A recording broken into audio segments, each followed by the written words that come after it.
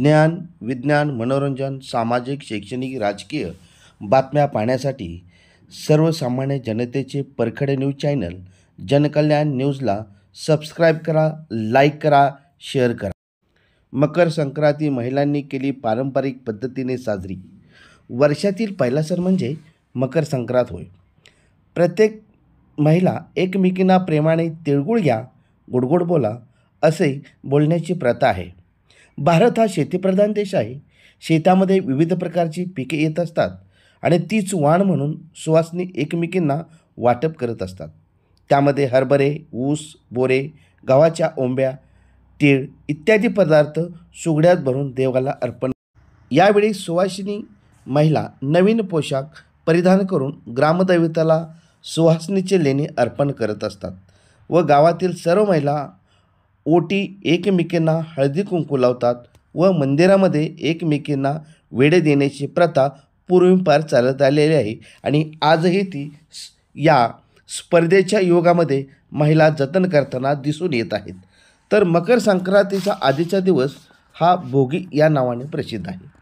यामध्ये शेंगभाज्या, घेवडा, हरभरा, गाजरे, बोरे इत्यादी पदार्थ सोबत तिळाची आणि बाजरीची भाकरी इत्यादी सर्व कुटुंब घरातील देवाला श्रद्धापूर्वक नैवेद्य अर्पण करतात व कुटुंबातील सर्वजण एकमेकांनी जेवणाचा आनंद घेतात आणि तीच खरी भारतीय संस्कृती जपण्याचा एक प्रामाणिकपणे प्रयत्न करत असतात. मकर संक्रांतीच्या दिवसापासून ते रथ सप्तमीपर्यंत विवाहित स्त्रियांना एकमेकांना विविध वस्तू स्वरूपात दान देतात. तसेच हळदी कुंकवाचा कार्यक्रम अनेक ठिकाणी घेतला. यावेळी ग्रामदैवताला ओवासल्यानंतर एकमेकींना सर्वजण भक्तिमय मंगलमय वातावरणात ओवासत असतात. त्याचवेळी एकमेकीचा आदर म्हणून एकमेकीच्या पाया पडण्याची प्रथा पूर्वंपार चालत आलेली आहे. यानंतर सुवासिनी महिला घरी गेल्यानंतर दिवसभराचा असलेला सीन म्हणून आपल्या पतिराजाचे दर्शन घेतात आणि त्या दर्शनाने पावन झाल्यानंतर भोगीच्या दिवसातील असणारी तीळ लावलेली बाजरीची भाकरी आणि भोगीची असणारी शेंग खाऊन उपवास सोडण्याची एक पारंपरिक प्रथा आजही खेडेगावामध्ये जपून येत असल्याचे दिसून येत आहे.